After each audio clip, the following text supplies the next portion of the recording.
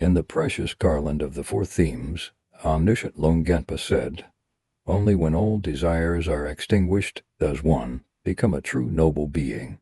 When one's desires are few, one is in the noble family." As it is stated clearly, one with few desires has the potential to be a noble person, and only when you put an end to all desires can you be counted as a true noble being. In other words, whoever focuses their life only on food, clothing, housing, transportation, fame, reputation, and so forth will have no opportunity to follow the noble path and accomplish the supreme fruition. Such being the case, everyone needs to be content and have less desire.